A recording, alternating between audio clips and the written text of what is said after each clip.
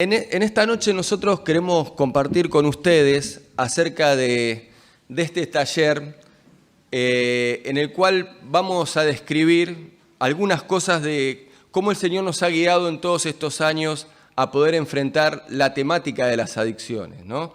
Sobre todas las cosas es cómo poder actuar cuando uno vive con un adicto, cómo poder ayudar a alguien que está en problema de adicciones.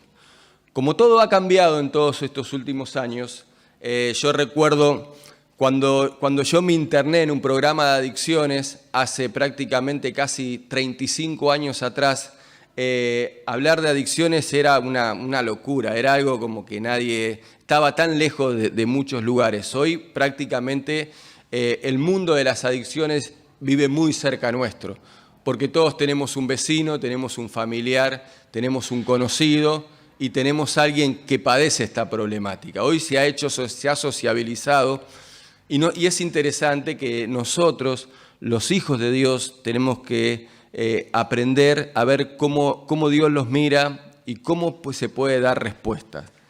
En esta noche vamos a hacer algunas cosas. Primero me gustaría, para que ustedes conozcan un poco el trabajo que nosotros hacemos, tenemos un videíto de 2 minutos que muestra el lugar donde nosotros estamos, que muestra un poco cuál es la forma que nosotros entendimos que Dios obra a través de la vida de los jóvenes.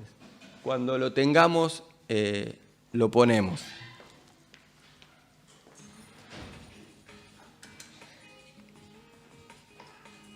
El Centro Renacido es una organización cristiana que tiene como objetivo principal ayudar a jóvenes adictos a salir de ese mundo de las adicciones.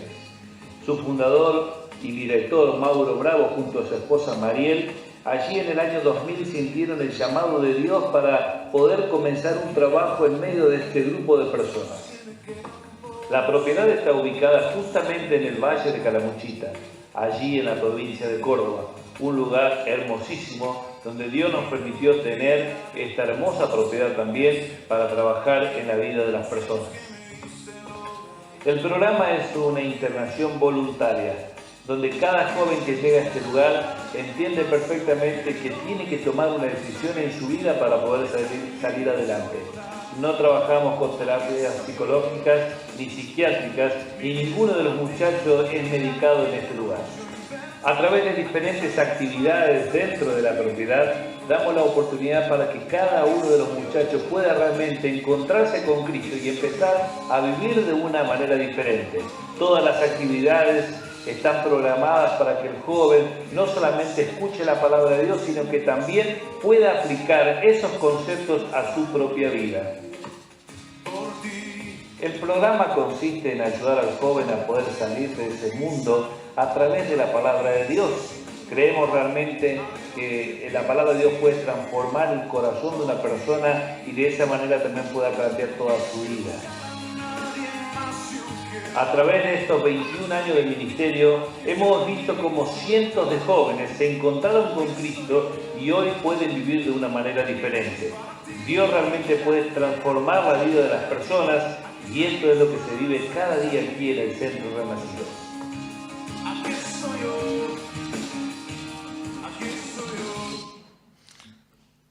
Muy bien, muchas gracias. Y realmente el Señor nos ha bendecido con esta propiedad. Hace 17 años que el Señor proveyó esa propiedad para el Centro Renacidos y hemos visto a Dios obrar. Y una de las cosas que nosotros entendimos cuando comenzamos con este ministerio es que aprendimos a hacer un ministerio con nombre y apellido. Este no es un ministerio donde nosotros hablamos de cantidades, ni de cifras, ni de nada. Este es un ministerio donde hablamos de Juan, de Pedro, de Marcelo, porque son vidas transformadas, ¿no? Nosotros hemos hecho un ministerio específicamente acompañando al joven durante todo el año y realmente el Señor nos ha mostrado que el Señor hace una obra tremenda en el corazón de la vida de las personas. Para los que no me conocen, porque estoy haciendo un mix entre el taller, contar un poco quién somos y también quién soy, Les cuento que, bueno, yo tengo 52 años, nací en Palermo y me crié en Ciudadela, en Buenos Aires, y bueno, durante toda mi adolescencia fui un adicto a las drogas. Empecé a los 13 años de edad a jugar con las drogas y el alcohol, y cuando me quise acordar estaba destruyendo mi vida. Dios me dio una gran bendición a los 13 años de ir a un colegio cristiano. Algunos lo conocen, fui al colegio AESEA, donde está Villarreal. Tuve 2 años y medio en el colegio, ahí en el secundario, y bueno, después que tuve 2 años y medio, una mañana me echaron del colegio, y nunca me olvido, lo menciono para los que lo conocen, nunca me olvido, Aníbal Palazzo me llamó a su oficina y me dijo: vos no podés estar más en este colegio, así que estás expulsado. Pero no te voy a expulsar para que vos te puedas ir a otro colegio y te puedas salir, pero acá no podés estar más. El día que me echó del colegio, antes que me vaya, me dijo don Aníbal, me miró y me dijo: pará, no te vayas todavía. Agarró su Biblia que tenía en la mesa, le arrancó una hoja que le habían dedicado y él me dedicó la Biblia y me dijo así, y me la dedicó y me dijo: vos de acá no te llevás, me dijo, de acá no te llevás un título secundario, pero te voy a dar la palabra de Dios. Y si algún día de tu vida, me dijo, llegás a leer este libro y a poder vivir las palabras de este libro, me dijo, tu vida va a cambiar. Y yo estaba re enojado, la verdad que no, en ese momento no tenía la luz para saber, estaba enojadísimo. Es más, agarré esa Biblia y llegué a mi casa y le dije a mi mamá: mirá, encima que me echaron me dieron una Biblia, le dije. Así que tiré la Biblia ahí arriba en un cajón, y esa Biblia quedó en el cajón durante como 8 o 9 años. Y con esa Biblia después hice mi primer año de instituto bíblico. Por eso yo siempre digo algo. Hay algo que yo lo pude comprobar en mi vida, cuando cuento de mi testimonio, que la semilla y la palabra de Dios nunca vuelve vacía. Y la obra es de Dios. Hay algo que le pertenece a Dios, y es la obra y el crecimiento, y la obra del Espíritu de Dios dentro de la vida de una persona. Tal vez acá hay personas que están orando por algún familiar, están orando por algo y capaz que parece que no llega o que no viene. El Señor tiene sus tiempos y es muy lindo poder tener esa esperanza, ¿no?, de que el Señor obra. Y fue una bendición en mi vida. Yo pude encontrarme con Cristo. Yo estaba haciendo el servicio militar y un día del servicio militar me agarran y lo llaman a mi papá y le dicen: bueno, o lo internan ustedes o lo internamos nosotros en Campo de Mayo. Dice, si va a Campo de Mayo, están en el psiquiátrico de Campo de Mayo, está toda la gente de Malvinas, así que le recomendamos que lo internen en un centro. Así que mis padres me sacaron de ahí y me llevaron a un centro que se llamaba Viaje de Vuelta en ese momento. Y bueno, nunca me olvido, en esa noche yo me encontré con Cristo. Es toda una historia, es una historia larga, pero el Señor tuvo su tiempo conmigo. Y un día me abracé a Cristo y mi vida cambió. Conocí a mi esposa Mariel, que ella nació en la iglesia de Mercedes 612, y ella me dijo, yo desde niña siempre oraba para ser misionera. Así que juntos, estando en el Instituto Bíblico, empezamos a orar para salir a la obra misionera y tomamos la decisión de ir a Venezuela. Teníamos a nuestro hijo Alan, y bueno, cuando nos fuimos a Venezuela nació mi hija Angie, y estando allí en Venezuela Dios puso en el corazón el peso de comenzar este ministerio. Y Dios realmente nos dio un tesoro con este ministerio, porque vemos realmente a Dios obrar y damos gloria a Dios por las vidas transformadas. Hace unos años atrás, un día alguien me desafió a escribir este libro que se llama Encontré la salida, que esta es mi historia, dice, es la historia de un joven que estaba perdido en una esquina. Y siempre así me encontraba, ¿no? Yo siempre digo, ¿cómo vivía vos? Yo estaba perdido en una esquina. Yo me paraba en la esquina de mi casa drogado y para mí todos los días eran iguales y no sabía lo que hacer con mi vida. Yo estaba tirado ahí en la esquina y para mí iba pasando la vida y no tenía esperanza. Si a mí me preguntan hoy, cada vez que me preguntan, ¿qué fue lo que te dio el Señor Jesucristo cuando conociste su mensaje? Yo siempre digo, más allá de la salvación, más allá de la libertad de las drogas, Jesucristo me regaló algo muy grande, que fue la razón para vivir. El día que yo sentí una razón para vivir, todo cambió. Porque yo desde ahí me levantaba cada mañana y yo decía, yo tengo una razón para vivir. Y la razón para vivir me la dio Cristo. Y Él produjo en mi vida vida. Y produjo luz, y produjo la gana de luchar, de ser diferente, de querer armar una familia, de poder mirar al otro y decir, también quiero compartirle lo que yo tengo y dárselo a otro. Así que con ese corazón comenzamos el ministerio y después un hermano y una hermana me dijeron, ¿por qué no contás esta historia y lo que pasó en la vida de tantos jóvenes? Así que bueno, escribí este libro que se llama Encontré la salida y esta es la historia de mi vida, lo que Dios hizo en mi vida y lo que Dios hizo en el Centro Renacido, cómo Dios nos guió en todos estos 20 años y tiene 2 apéndices de cómo ayudar a jóvenes con problemas de droga. Hay una frase que está en la parte de atrás del libro, que es la frase que resume toda la historia del libro. Por eso siempre digo, lo más importante es poder resumir todo el libro en una sola frase. Y te cuento, y esto así yo vivía, y dice a uno se le empiezan a apagar las luces de la vida, y fue lo que me pasó, se me empezaron a apagar las luces de la vida, y lo más triste de todo que yo experimenté cuando no tenía a Dios es que yo empecé a ver en la oscuridad. Y eso pasa siempre. Si nosotros acá apagaríamos las luces, por un momento nos quedaríamos todos medios como ciegos, pero al rato empezaríamos a ver algunas cosas. Veríamos los rostros tal vez medios deformados, veríamos ciertas cosas, pero empezaríamos a ver. En la oscuridad veríamos cosas. Así, esa era mi vida. Yo mi vida la vivía muy oscura, vivía una vida oscura. Para mí estaba todo mal. Para mí la vida no tenía esperanza. Para mí la vida no tenía sentido. Para mí la vida no había razón. Por eso digo que el día que conocí la luz de Cristo, conocí una razón para vivir. Le quiero hacer una pregunta. ¿A alguien le gustaría leer este libro? Levante la mano. ¿Quién fue la primera? Se lo voy a dar si vos querés leer este libro, yo te lo regalo. Por eso dije este libro. Los otros los tengo que vender porque si no sé cómo voy a hacer no sé cómo voy a hacer para poder reproducirlo, pero ese libro era para eso, así que...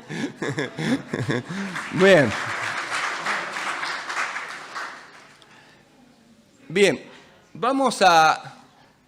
Cuando nosotros empezamos a desarrollar este seminario acerca de adicciones, no quisimos basarnos en estadísticas, no quisimos basarnos en todos los efectos que la droga le da al joven cuando está consumiendo drogas, sino que quisimos basar este taller en el carácter del adicto.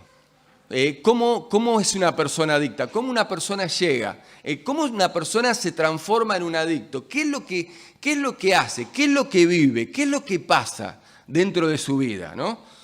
Muchas veces nosotros presentamos, a veces está la idea que un adicto empieza a consumir droga y es como una planta que consume droga y va creciendo. Pero detrás de eso hay una vida. Pero hay una vida que empieza a tomar decisiones.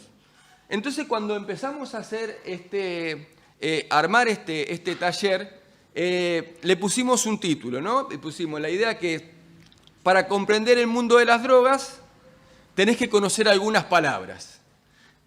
Y... bueno, muchas gracias.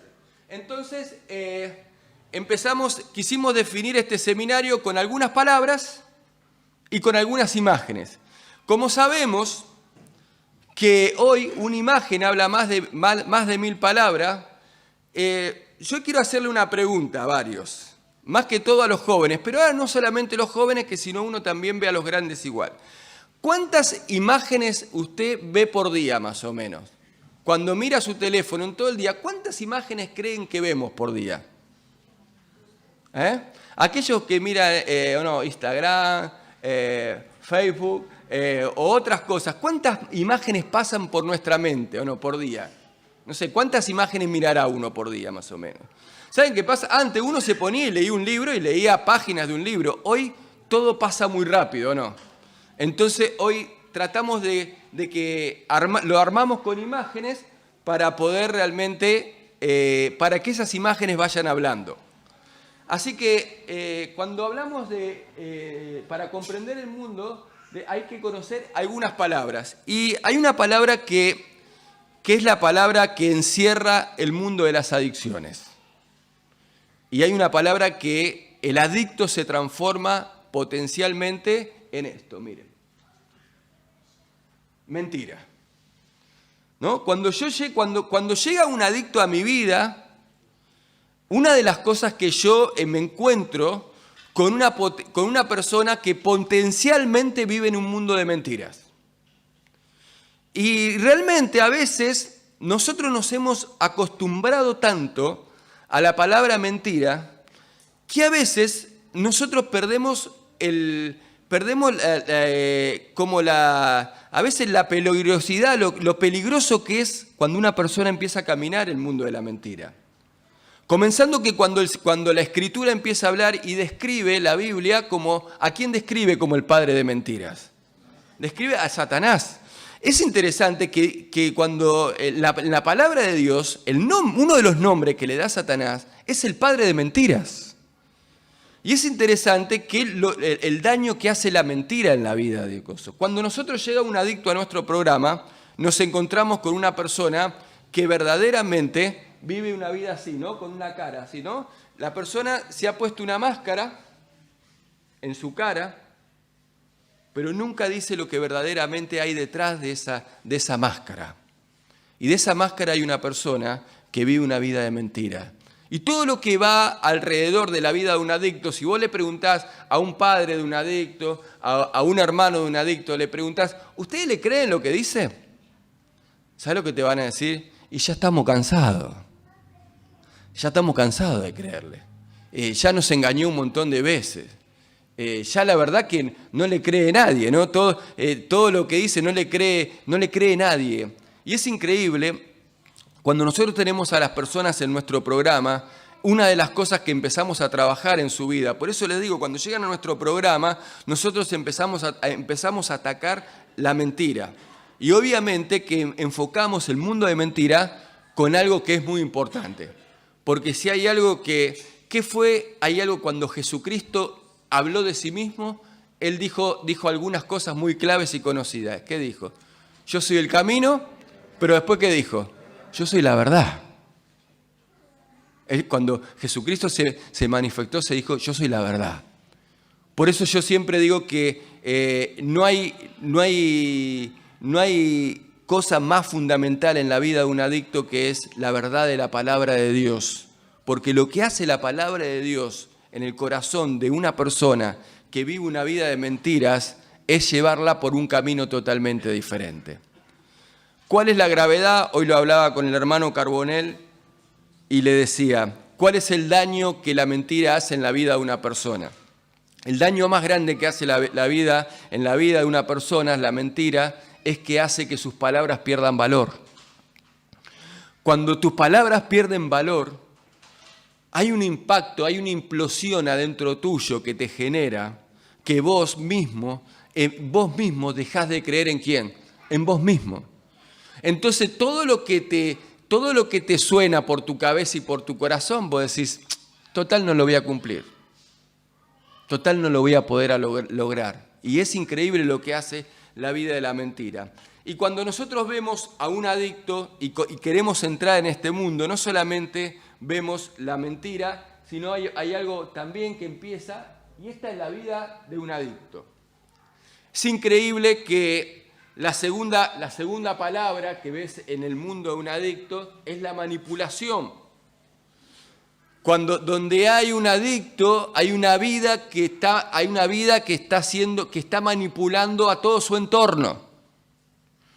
Es muy triste a veces ver lo que un adicto hace en la vida de sus padres específicamente. El desastre que hace, cómo destruyen la familia, todo lo que hace. Y vos, en donde si hay algo que un adicto hace, le encanta. Por eso siempre nosotros cuando tratamos la adicción, nunca nosotros tratamos la adicción como una enfermedad. ¿Por qué? Porque si hay algo que le gusta al adicto que le digan es que es enfermo. ¿Por qué? Porque automáticamente, ¿qué hace? Se victimiza. Entonces él ya pasa de tener una condición de culpable ¿a qué? A víctima. Entonces ya él se pone en otro plano y dice, no, ¿sabés qué pasa? Pero yo quiero, pero no puedo. No, sí, yo quiero cambiar, pero no puedo. Y vos ves en la vida esa, y es interesante cuando uno mira esa mano, ¿no? Y uno ve cómo con su forma de vida empieza a manipular todo. Y manipula a su familia, y manipula a su esposa, y manipula a sus amigos, y manipula todo su entorno. Y en todo su entorno, yo les digo la verdad, hoy las cosas cambiaron mucho. Hoy los adictos de hoy no eran como los de antes, en un montón de sentidos. Por ejemplo, yo jamás, nunca en mi vida, yo le falté respeto a mis padres. Yo podía hacer un montón de cosas malas. Tuve preso por robo, hice un montón de cosas malas. Pero yo nunca le hubiera levantado la mano a mi madre. Antes jamás, nunca, ni aún estando drogadísimo, nunca le hubiera levantado la mano a mi madre o a mi padre. Nunca se me hubiera ocurrido. Hoy los chicos que entran en nuestro programa, si ustedes ven el trato que le hacen a sus padres, realmente para nosotros es muy doloroso. Yo los veo y nosotros hablamos y los tienen de rehenes a sus padres. Si no me traes esto, me voy. Si no, mañana, si no me mandás plata para que me compre un teléfono, si no me mandás esto, si no me das lo otro, si no me das aquello, realmente lo que hace el mundo de las adicciones, la manipulación que le hacen a sus padres y a la gente que quiere, es muy triste. Por eso digo que cuando conoces detrás de esa figura que a veces se pone, ¿vieron que cuando uno pone un adicto, ponen una persona consumiendo o detrás de eso hay otro tipo de persona. Hay un mentiroso, hay un manipulador, pero también hay algo más. También hay una vida de miseria. Cuando quería explicar la miseria de una persona, estábamos pensando en qué poner, qué cara poner. Y hay algo que identifica lo que pasa en el interior de la vida de una persona, que es esa calavera, ¿no? Yo cuando veía a esa chica sentada ahí, digo, el adicto comienza a vivir una vida miserable, pero esa miseria comienza a vivir dentro de su interior. Y no hay nada más triste que cuando una persona comienza a vivir una miseria interna. Y es increíble porque uno empieza a manifestar. Yo me acuerdo cuando a mí me preguntaban, ¿vos cómo te sentís? ¿Vos cómo andás? Y yo siempre decía, está todo bien. Y estaba todo mal, pero uno que dice, no, está todo bien, está todo bien. Pero qué interesante que es que en un momento la persona se pone... ¿Y saben cuál es la palabra que está relacionada con lo que es miseria? Hay una palabra, la Biblia lo llama oscuridad. Yo una de las cosas que me he dado cuenta, o tinieblas, mejor dicho, cuando empecé a vivir esa miseria en mi corazón y ya dejé de ser un chico que jugaba con las drogas para transformarme en un adicto potencial, una de las cosas que me di cuenta es que estaba viviendo una vida oscura. Y en esa vida de oscuridad, la oscuridad empieza a estar por dentro. Y esa vida de oscuridad te empieza a poner insensible. Esa vida vos perdés sensibilidad por todo lo que te rodea. Perdés sensibilidad, perdés sentimientos, perdés todo lo que y te lleva a una miseria interior. Hasta tal punto te lleva a una miseria interior donde vos empezás a perder contacto con todo lo alrededor. Y estás tan enceguecido en el medio del consumo que perdés todo.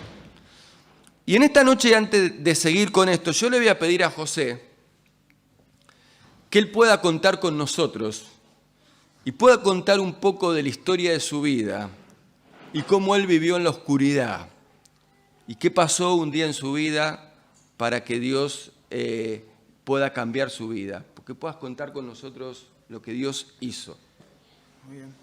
Hola, buenas noches para todos. Antes que nada, estamos muy contentos de estar acá y agradecidos a todos por el recibimiento y todo como nos están tratando. Así que esperemos que Dios hable en estos días a cada uno de nosotros, en especial a ustedes también. Y bueno, como decía Mauro, tengo 38 años, nací en Morteros, provincia de Córdoba. Tengo 3 hermanos más y me crié en una familia normal con mis padres y mis 3 hermanos. Mi niñez fue normal.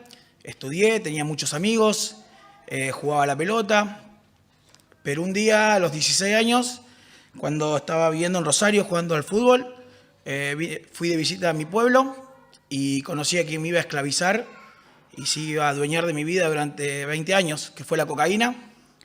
Desde ese tiempo todo empezó a cambiar en mi vida, todos se dan cuenta del cambio, menos yo, todo lo que está nombrando Mauro. En este caso mi vida se fue... La mentira, la manipulación, el robo, todas esas cosas se fueron incorporando, eran una cosa que se incorporaba en mi cuerpo y el diablo, como dice su palabra, iba haciendo su plan perfecto, iba haciendo toda su obra perfecta en mí, por ende sufría mis padres, mis hermanos, todo mi entorno, cambié el entorno, ya no me juntaba más con mis amigos de toda la vida, empecé a salir mucho de noche, consumir alcohol, drogas. Siempre digo que hay muchas cosas que me quitó el mundo de las adicciones, me quitó muchas cosas. Pero si es algo que me quitó es la libertad, los sueños, la esperanza. Y la verdad que fui perdiendo muchas cosas, pero hay un hecho clave en mi vida. Yo ya no tengo más a mis papás hace 5 años, un hombre que luchó mucho para sacarme las adicciones. Ya no tenía a mis hermanos, lejos, vivía en un pueblo cerca de Córdoba, solo, totalmente solo. La única persona que estaba al lado mío era mi mamá. Y ver a una madre sufrir y ver que su hijo se moría, literalmente, y sin poder hacer nada, porque no podía hacer nada. La verdad que... Y a mí no se me movía nada, no, mi corazón estaba totalmente cicatrizado. Pero llegó un momento en el que ella contrae cáncer y se muere hace 2 años y medio. A los 15 días... ella siempre me quiso llevar a la iglesia, ella tenía a Cristo en su corazón. Me arrodillo en la cama, estaba solo, con la luz cortada, en una casa en las montañas, sin contacto con nadie, tengo 2 hijos que tampoco tenía contacto. Y le dije, Señor, si es cierto que existís, que mi mamá decía que existías, dame una señal y yo voy a poner todo a mí para cambiar esto, para revertir esto. Y bueno, a los 5 días, milagrosamente, no sé cómo, estoy ya llegando al Centro Renacidos. A los 3 días se abre una pandemia que todos la sufrimos y ya no ingresaba más gente al programa, pero yo 3 días antes llegué al Centro Renacido. A los 20 días de estar en el lugar recibo a Cristo en mi corazón con un compañero que estaba en el lugar. Y bueno, desde ahí todo empezó a cambiar, ¿no? Hoy doy gracias a Dios por todo. Yo entendí que cuando llegué a ese lugar no podía hacer más nada de lo que yo quería, porque estaban en evidencia que todas las decisiones que tomé durante 20 años para atrás las había tomado todas mal. Y bueno, me sometí y empecé a obedecer, ¿no? A su palabra, a las autoridades que siempre me guiaron. Y bueno, Dios fue transformando todo eso. Todo lo que el diablo me sacó, el Señor me lo está devolviendo y el doble, ¿no? Todo eso me está devolviendo los sueños, la esperanza. La relación con mis hijos es excelente, con mis hermanos es excelente, con mis amigos de toda la vida es excelente. Y no solamente eso, sino que Dios puso en mi corazón el servirle a Él en el ministerio. Hoy soy colaborador del lugar y trato de transmitir eso a cada chico que llega. Como un día llegué yo con una vida destruida, que hay un camino, que hay una verdad, que hay una vida, y es el Señor Jesucristo, que dio su vida por nosotros, porque yo pensé que por todas las cosas malas que hice, nadie me iba a perdonar. Pero hay alguien que me perdonó, que dio su vida por mí.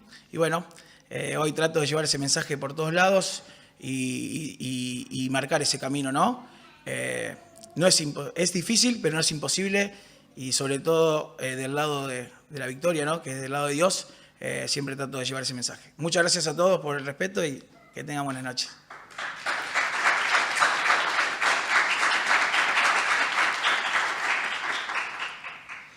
Gracias, José, y no hay cosa más linda que poder ver el Evangelio plasmado en una vida, ¿no? Cuando el Evangelio se plasma en una vida, algo pasa. Y es el Señor y la luz de Cristo que alumbra. Siempre digo que nuestro programa es algo que nunca debemos perder, ¿no? Nosotros hace 22 años que nunca paramos. El programa no paró nunca, siempre, ni un día, ni en Navidad, Año Nuevo, siempre estuvo funcionando, gracias a Dios. Y en todos estos años hemos aprendido, hemos tenido experiencia. Pero una de las cosas que yo le digo a los que trabajan conmigo, tenemos un grupo, 3 matrimonios somos y 5 solteros. Y yo les digo a ellos, nosotros no tenemos que hacernos profesionales. Esto no es cuestión, no se trata de nosotros, se trata de Él. Y nosotros, yo siempre digo algo. El otro día estuvimos dando una conferencia en Arroyito y se cumplían 20 años que habíamos dado la primer charla en ese pueblo de Arroyito con el mismo anciano de la iglesia. Y me trajo la foto ese día, el folleto. Me dijo, mirá el folleto, hace 20 años atrás estábamos haciendo la misma charla. Y yo pensé algo en ese momento. En ese momento no teníamos ni PowerPoint ni nada, ni un montón de cosas. Le digo, cambiaron un montón de cosas, le dije al anciano de la iglesia. Pero hay algo que no cambiamos, y es el mensaje de Jesucristo. Hay algo que realmente nosotros sostenemos. Y ese es el mensaje que cambia la vida de la persona, que nos mueve y que la iglesia tiene hoy la responsabilidad de, en un mundo que se parte y se cae a pedazos, de contarle la verdad maravillosa que tenemos, los hijos del Señor, de poder ser ciudadanos del cielo, de que nuestra esperanza está con el Señor, de que vivimos una vida diferente. Seguimos avanzando. Después, si hay algo que pasa, ¿puedo sacar esto? Gracias.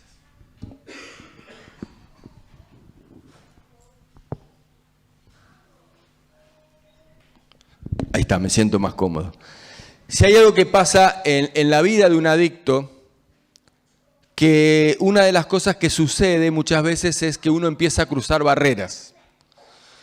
Cuando uno comienza a cruzar barreras, como dice la pantalla, dice, en las personas son diferentes, pero muchas veces las barreras que uno cruza pueden ser destructivas. Porque hay algo que es verdad y sucede.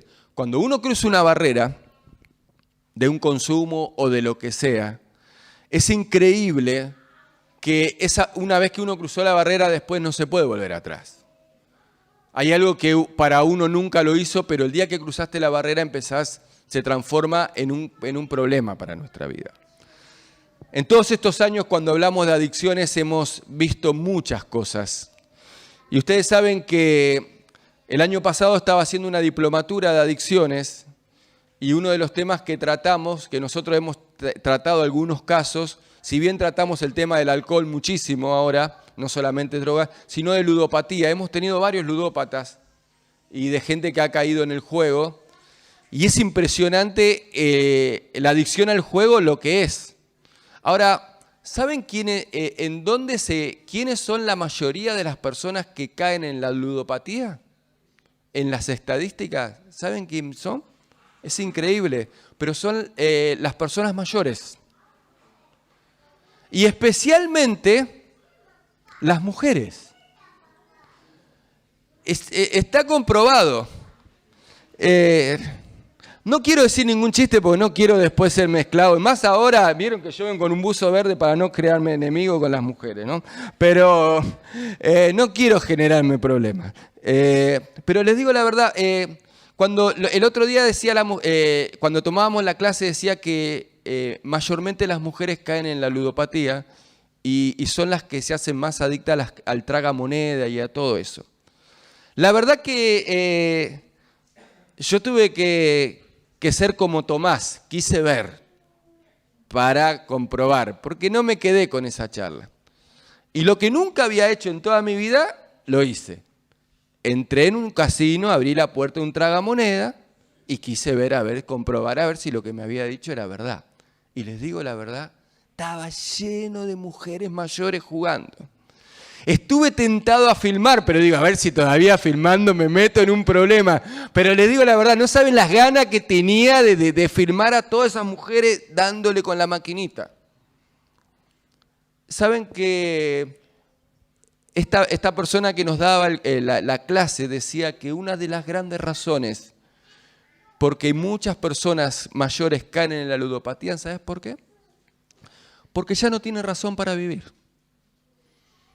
Entonces encuentran en una maquinita de esa como algo para pasar el tiempo. Y es como que eso como te cautiva y uno pierde la noción del horario, del tiempo donde estás, pierde y se la pasa ahí. Y yo digo, qué tremendo, ¿no? A veces uno piensa que la adicción es problema de un joven, es problema... No. La adicción es tan grande y son muchas cosas. Pero en este caso vamos a seguir con el tema de drogas. Y acá hay algo que me gusta tomarme el tiempo de poder explicarlos.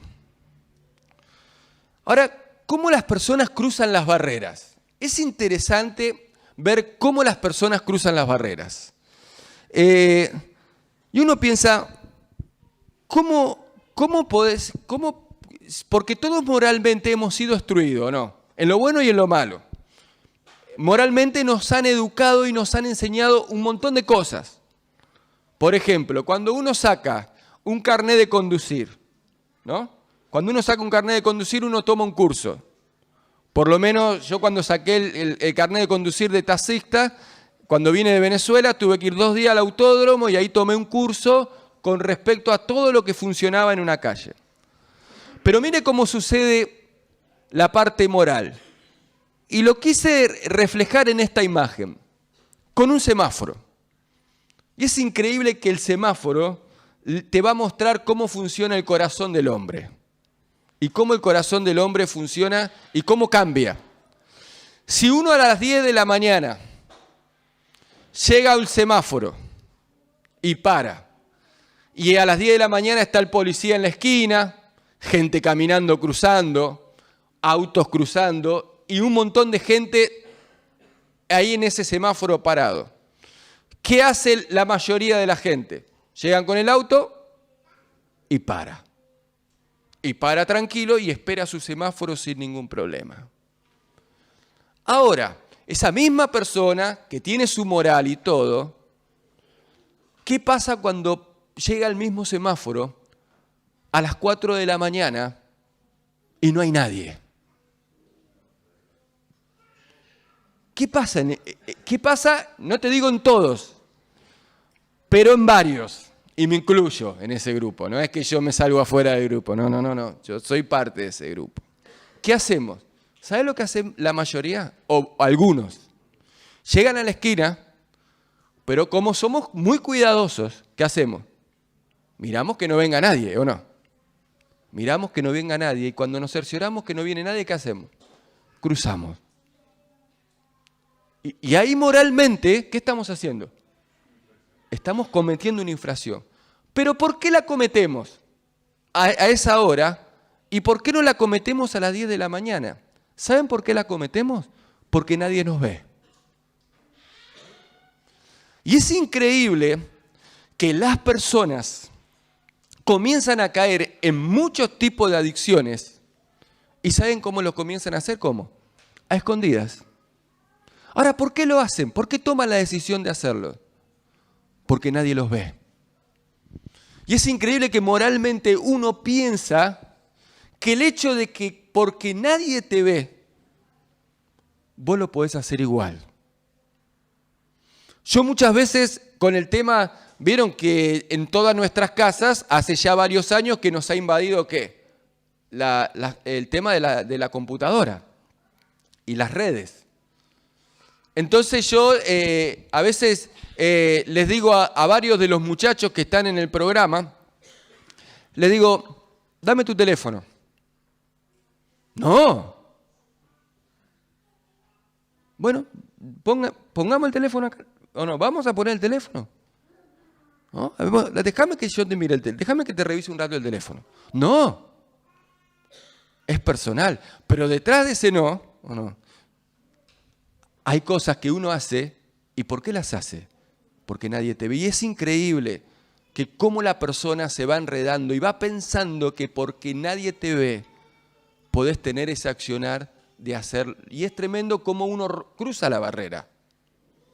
Después pasa algo muy interesante, por eso digo que moralmente, ¿sabes una cosa? En las estadísticas que nosotros hacemos en nuestro programa, le hacemos una pregunta a cada persona que está en nuestro programa y le decimos, si a vos el último día que te drogaste, te lo hubieran mostrado el primero antes de drogarte, ¿te hubieras drogado? ¿Sabes lo que te dicen todos? Te dicen que no. Pero ya es tarde. ¿Sabes por qué? Porque a veces uno piensa que uno puede controlar las cosas. Entonces, ¿uno qué piensa? Puedo hacer tal cosas malas. ¿Por qué? Porque yo la controlo. Porque esto es algo mío privado que nadie lo ve. Y es muy de la naturaleza caída del hombre. Es muy de hacer las cosas a escondida, de pensar que podemos hacerlo. Y detrás de todo este juego hay una gran caída en el hombre. Y el hombre vive, y yo siempre digo, cuando hablamos de las adicciones manifiestan ¿qué? La debilidad del hombre. Donde el hombre empieza a consumir algo y después no lo puede controlar y eso lo termina controlando y lo podemos poner en un montón de aspectos de la vida. Por eso nosotros trabajamos mucho en la parte moral después. Y cuando empezamos a tomar el libro de Dios, vemos cómo el Señor empieza a fortalecer tanto una vida que el Señor fortalece en las debilidades. ¿Y saben la decisión que yo tomé? Que le digo a todos.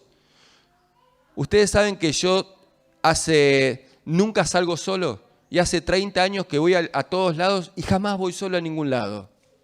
Y me dice, y le digo, ¿sabes por qué no voy solo a ningún lado? Porque yo no tengo nada que esconder. Entonces yo no tengo ningún problema. Mi teléfono queda arriba de mi casa, mi señora me atiende el teléfono, me toma mis cosas. Yo no tengo nada que esconder, está todo ahí. Ahora, qué importante que es cuando uno aprende a vivir. Por eso les digo, cuando tratamos este tema vemos una vida generalizada. Y después seguimos avanzando. ¿Sabes una cosa? Mira esta imagen. Esta imagen habla, la palabra es miedo.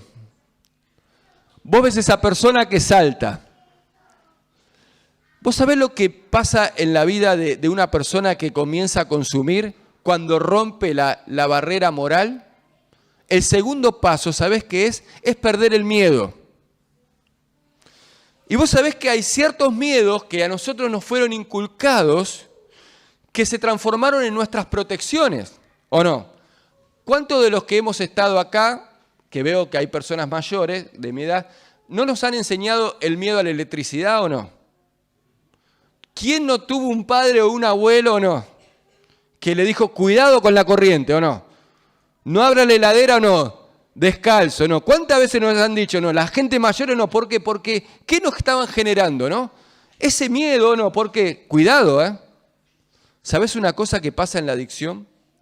En un momento hay una pérdida de miedo. Entonces vos ves esa persona que salta al vacío, pero ahí abajo no está el mar, Hay una roca de punta. Pero la persona no sabe lo que le espera. Pero ¿sabes cómo la ves, cómo se salta? Mirá cómo abre los brazos y estira sus pies. No tiene miedo. ¿Y sabes una cosa? Y es el miedo ¿a qué? A no me importan las circunstancias. Las consecuencias, perdón. Y es el miedo a las consecuencias. Ahora vos decís, ¿cómo la persona llega en un momento, sabe que algo va a estar mal, sabe que va a perder todo, sabe que va a destruir todo, pero ¿por qué lo hace igual?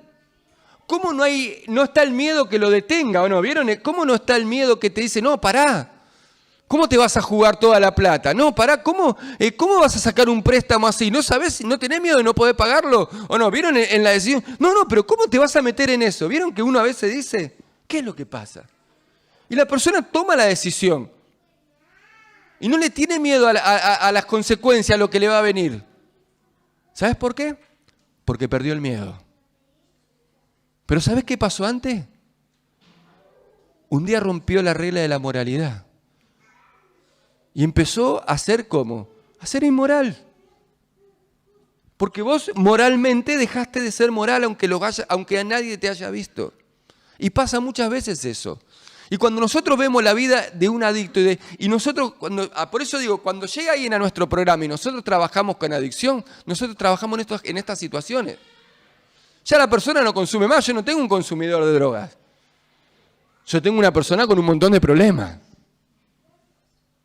Después la droga es un resultado, ¿entienden? La droga es el resultado del resultado de no poder resolver las situaciones. Acá hay algo muy interesante. Vos mirás la foto y ves una mujer acostada, supuestamente ya estuvo consumiendo crack en ese momento, ya consumió, y está en una sensación de ¿qué? Aparentemente placentera. Aparentemente placentera. Si eso está en una sensación. Y acá pasa algo muy interesante, hermanos. Miren lo que pasa. Acá hay algo que, y esto se aplica mucho a aquellos que están luchando. ¿Saben qué es lo más parecido? Cuando uno dice, explícame cómo es la sensación de gana de drogarse. ¿Saben cómo es? Es como cuando uno tiene que hacer dieta y las ganas de comer. Es lo más parecido. Lo más parecido a la sensación de la droga es la gana de comer. Vieron que algunos, ¿no? Yo me imagino el día que me digan a mí, usted no puede comer más con sal, no puede comer más chorizo casero, no sé cómo voy a hacer. Tener que orar. No sé cómo va a ser. Pero ¿saben qué pasa? Miren esto, es la parte mental. Hay algo en nuestra mente, ¿no?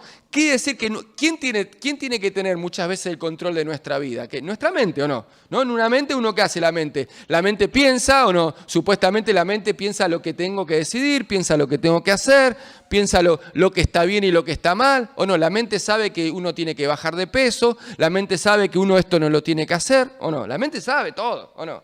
Uno ya sabe todo. Pero ¿qué pasa? Dice mental, cuando uno pierde la mental, ¿qué es lo que pasa acá en la mente? Comienzo a dejar que el placer me controle. Cuando el placer toma el control de la mente, ahí se sucede el descontrol en la vida de la persona. Y uno dice, ¿qué dice? Yo sé que está mal, pero ¿qué pasa? Pero me gusta. ¿No? Yo voy a mi señora y ella me dice, yo me quiero cuidar, que esto, que lo otro. Yo voy y le dejo un chocolate en la mesa de luz. Entonces en un momento que dice, yo sé que está mal, pero no puede con el chocolate, ¿o no? ¿Pero por qué no puede? Y porque le gusta. Porque ya es como que el placer le gana a la mente. ¿Y vos sabés qué pasa? En un momento en la vida de la adicción, hay un descontrol tan grande que el placer empieza a tomar el control de la vida de la persona. Y lo único que le gusta a la persona es vivir el momento placentero. Y la mente ya no tiene el control. Es como que la mente ve pasar la vida y dice, sí, veo que estoy mal, pero no cambio. Me doy cuenta que estoy perdiendo todo, pero lo sigo haciendo igual. ¿Y quién tiene el control ahí? El placer. Por eso digo, qué importante que es lo que la palabra de Dios enseña. Nosotros trabajamos mucho en ese aspecto y en la vida con el tema del dominio propio. Por eso le digo, todo el programa que nosotros hacemos, hemos generado un programa, por eso tenemos una escuela de discipulado, hemos generado un programa totalmente escritural. Si bien escuchamos a la psiquiatría, si bien admiramos a la psicología, nosotros usamos la teología. Por eso digo, yo escucho la psiquiatría, admiro a los filósofos, a los psicólogos, pero elegimos la teología porque los tres damos respuestas acerca de las adicciones. La psiquiatría, cuando mira al adicto, está confirmado y está declarado por el Ministerio de la Salud, lo ha declarado como una enfermedad. Y ya está declarado, por eso se atienden, por eso a los adictos los derivan a las clínicas psiquiátricas. Ya está declarado, el Ministerio de Salud lo ha declarado como una enfermedad. La psicología, cuando aborda el tema de la adicción, lo aborda de una manera socialmente afectada, familiar y social. Y dice que la persona se convirtió en lo que se convirtió por los problemas familiares y la sociedad que vivimos, que ha impulsado a esa pobre persona a vivir el descontrol de las adicciones, en el cual le vamos recomendando a que vaya dejando de a poco o que trate de hacerlo menos. Entonces, si antes consumía cocaína, ahora que fume marihuana y que esté más tranquilo y trata de buscarle una forma a la forma. Y nosotros lo respetamos. No le respondemos. Les digo la verdad, hace años atrás yo me la pasaba tirándole pero no, ya aprendimos, hemos madurado. Pero les digo algo, pero a mí me encanta la teología, porque la teología, el creador del hombre que lo hizo a su imagen y semejanza, creo que entiende un poco el tema.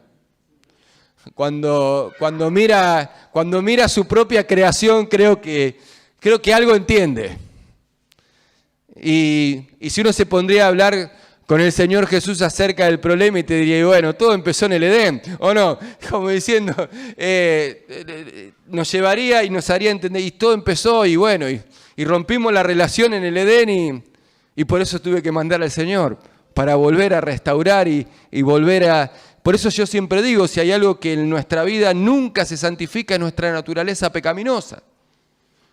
Por eso les digo la verdad, que lo que tanto nos entristece en nuestra vida, que es la muerte física, es la única forma que tenemos, ¿saben para qué? Para separarnos del pecado, porque si no viviríamos con el pecado eternamente. Lo más triste que nos duele, ¿o no? El tema de cosas, es el único medio que Dios tuvo, ¿o no? ¿Para qué? Para poder separarnos de esa naturaleza pecaminosa que como dice la Escritura, gime la creación, ¿no? Por la liberación. Por eso sufrimos tanto la debilidad, y cuando el apóstol Pablo habla acerca de decir que miserable de mí, ¿quién me librará de este cuerpo de muerte? ¿No? Le vemos la Escritura. Y la teología, cuando mira al hombre, dice el gran problema del hombre, sabemos todo que es el pecado. Por eso nosotros en nuestro programa, cuando trabajamos con este tipo de cosas, nosotros decimos, el pecado te hace esclavo. Y seguimos como siempre. El centro renacido no te libera. El que te libera es el Señor Jesucristo. Y si el Hijo os libertare, seréis verdaderamente libre. Y el Señor, ¿no? Cuando vemos esta persona en el placer perdida en su mente, ¿sabes una cosa? El Señor Jesucristo nos dio la libertad y la forma de vivir diferente. Bien. El proceso de cómo se desliza una persona. Hermano, yo necesito que usted me ayude en este momento. Pero quiero que me ayude con el tiempo. Yo vi que ayer, desde que llegamos, tomó el control del tiempo, ¿o no? ¿Sí o no? Teníamos que bajar porque teníamos que hacer ¿qué? Que esperar tiempo. Y después en un momento, cuando miramos la hora, teníamos que salir rápido. ¿Por qué? Porque teníamos que llegar a tiempo, ¿o no? ¿A tiempo o no? Entonces... dígame ahora cuánto tiempo tenemos para terminar esto, porque si no, como 15 minutos más. Entonces vamos a hacer así, voy a tomar 5 y después podemos dejar 10 minutos por si hay alguna pregunta o algo para poder cerrar este momento. ¿Le parece bien? Bien. Vamos a ir, ¿vieron la bendición de que tenemos ahora en WhatsApp? Yo no sé ustedes, pero yo escucho todo a 2.2. A veces mi señora me dice, ¿cómo hacés vos para escuchar? Le digo, porque mi señora empieza, hoy me levanté a la mañana. Cuando me levanté no sabés lo que me pasó. ¿Pero qué te pasó? No, pará que te cuento. Y me hace toda una descripción para decirme que el perro tiró la basura y tengo que ir a juntarla. Decímelo de una, ¿no? Andá a juntar la basura. Entonces, para mí es más fácil. Entonces, vamos a ir a 2.2. Bien, dice, el proceso de cómo se desliza una persona. Mirá esta foto. Esta foto me encanta. vos mirás a este hombre que está en el último escalón. Ahora, pero mirá las partes de su cuerpo cómo están. Mirá, sus dos piernas cómo están, que supuestamente tenían que sostener su cuerpo. Ya están por el aire, ¿o no? Si vos ves las dos rodillas, prácticamente no tocan el piso, sus pies menos. Si ves un brazo, está pegando, la cabeza pegó en un escalón y la otra mano no es que está poniendo la mano, está cayendo como puede. Vos te encontrás con la persona ahí. ¿Sabés una cosa? Nadie en el mundo de la adicción termina así en un día. Hay un proceso en la vida de la persona. Hay un proceso donde la persona comienza a tomar decisiones. Y los voy a leer rápido. El primer paso es increíble, ¿no? Porque la mayoría de las personas que consumen drogas, estamos hablando de lo general, ¿no? No de lo particular, porque hay muchas cosas particulares. Pero en lo general, la mayoría de las personas lo hacen. ¿Por qué se comienzan a consumir? ¿Por qué? Porque si no lo hago, quedo excluido del grupo. Y el hecho de no ser aceptado, yo digo que muchas veces cuando hablamos, que nosotros tenemos nuestro tiempo con los muchachos, durante todas las noches yo hace ya como 6, 7 años, no menos, como 5 años que yo en el programa que dirijo soy el pastor, solamente tomo los devocionales de la noche. Lo único que hago yo es, no dirijo más nada en el programa. Antes hacía todo, era compra, encargado, predicaba, vendía. Pero ahora lo único que hago es la parte pastoral en la vida de los chicos y me siento con ellos alrededor del fuego y damos los devocionales. Y vos sabés, una de las cosas más tristes que yo veo en la vida de estos jóvenes, que pasa y en la vida de muchos, que el entorno que tuvieron terminaron determinando lo que fueron. Y es lo más triste que te puede pasar porque el entorno te termina determinando. Y uno termina siendo en la vida y siendo lo que todos hicieron. Y muchas veces las personas, ¿por qué hacen? Porque si no lo hago, quedo excluido del grupo. Y da el primer escalón. Y bueno, hago lo que todos hicieron. Yo siempre digo, y me solamente voy a hablar de este paso. Del día que por primera vez consumí marihuana en mi vida. No me lo olvido más, estábamos en un grupo, éramos una rueda como de 8 o 9 chicos. Y se prendió un porro. Yo en ese momento estaba ahí, primero y principal, nunca había fumado. Segundo, no sabía ni cómo era. No sabía lo que me iba a hacer. Tercero, no tenía necesidad de hacerlo si no lo había hecho nunca. No tenía necesidad de hacerlo. Podía vivir sin eso. Pero fue pasando y todo lo hicieron. Y cuando en un momento me lo pasaron a mí, ¿sabés lo que pasó? Los 8 que estaban ahí, ¿sabés lo que hicieron? Me miraron así. ¿Sabés por qué lo hice? Porque todos me estaban mirando. Y en ese momento no quise ser menos y no quise ser excluido. Y estaba tomando la peor decisión de mi vida. Y no la tomé ni por curiosidad. No quise ser ni curioso, no quise ser ni vivo, no quise ser ni adicto, no quise ser nada. ¿Sabes lo único que quise ser? No quise ser menos. Sin darme cuenta el verdadero engaño de lo que es el mundo de las adicciones. Y si te pones a hablar con varios y le preguntás cómo fue el primer día no está muy lejos en la mayoría de ser algo así. Es un engaño tremendo. Porque después la persona empieza a bajar escalones y dice, todos lo hacen. Y empieza a hablar con su cabeza, porque después te sentís mal. Pero ¿sabés lo que le da consuelo a lo mal que te sentís? Y bueno, pero si lo hacen todo. Entonces, como lo hacen todo, no es tan malo. Es mal, pero no está tan mal. ¿Vieron como decía el coso? Está mal, pero no está tan mal. Entonces uno empieza a mirar así, ¿viste? Dice, sí, está mal, pero no está tan mal, como si lo hacen todo. Y después seguís avanzando, y esto es lo que pasa, y entonces en el tercer escalón dice, yo lo manejo. Yo lo manejo. Y uno piensa que lo maneja. Y en cierta forma, en los primeros tiempos, uno lo maneja. Uno lo hace cuando quiere, no tiene la necesidad de hacerlo. Por eso yo siempre digo, a nuestro programa llegan mucho en diferentes escalones. La mayoría llegan así, ya con la cabeza rota. Pero muchos llegan en diferentes escalones. Y yo voy a charlar a veces y uno dice, no, yo lo manejo. Y después dicen, está mal, pero me gusta. Y ahí es donde uno empieza, ahí es donde el placer toma el control de la mente. Diciendo, yo sé que está mal, pero a mí me gusta. ¿Y cuántas personas hacen cosas malas o no? Y uno empieza a justificarse, y bueno, y todos tienen sus problemas, acá fulano lo hace mal, el otro lo hace mal. ¿Y cuál es el problema que yo lo haga? Y esa persona se va transformando. Y después dice, uno entra en la rebeldía. Y cuando llega a la rebeldía es el punto 5 que dice, no quiero que nadie me diga nada. Yo hago lo que quiero con mi vida, yo soy el dueño de mi vida y yo no quiero que nadie me diga nada. Y yo hago lo que quiero. Y uno sigue bajando escalones. Y después dice, después quiere salir. Quiero salir, pero es más fuerte que yo. Y ahí uno se da cuenta en un momento que querés salir, pero ya no lo manejás. Y te pasa, ¿sabes cómo quién? Como a Sansón. El día que quiso salir, ¿o no? ¿Sabes lo que se dio cuenta? Que no podía. Y sentís esa misma debilidad que vos decís, no, pero yo empecé jugando, no, pero yo esto lo manejaba, no, pero yo tenía todo bajo control. No, pero yo no me quise transformar en lo que hoy soy.